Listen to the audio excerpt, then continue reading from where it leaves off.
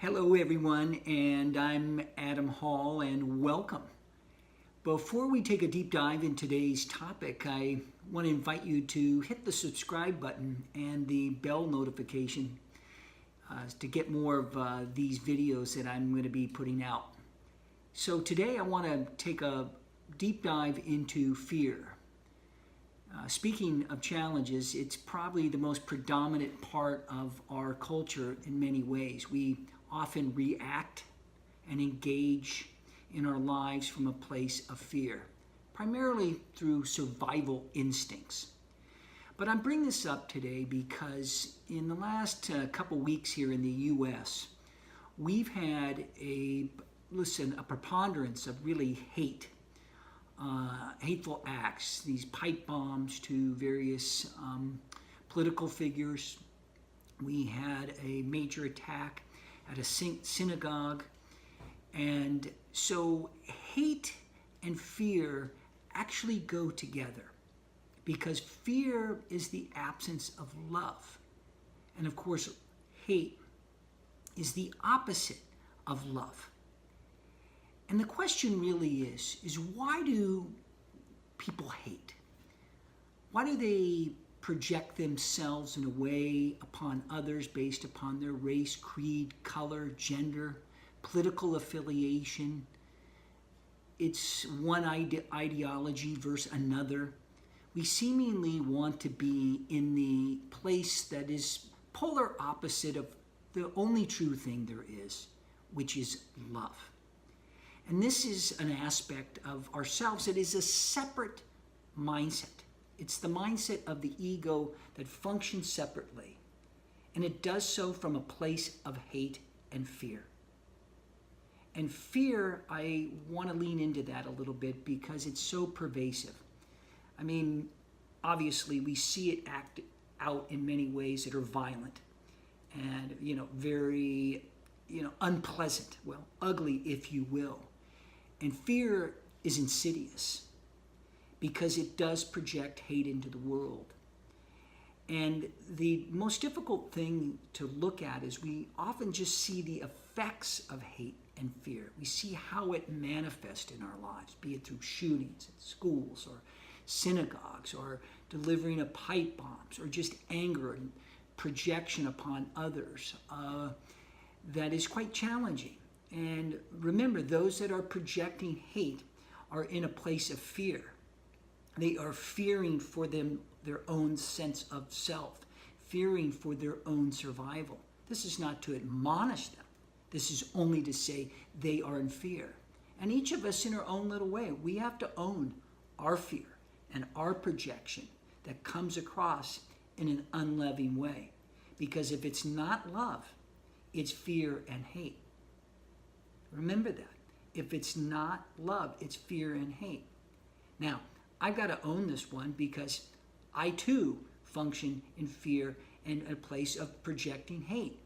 It's passive, but sometimes I feel the separation from others and the places, and that's fear.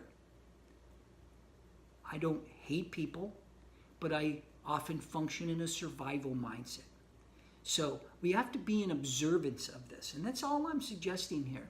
And I want to share with you how we can connect with the idea of fear and hate. Because if you think about it, what is the cause of fear? Well, the Course in Miracles shares with us that the cause of fear and hate is the separate ego mind that is separated itself from our God nature, our whole mind, our one mind, our interconnectivity with one another.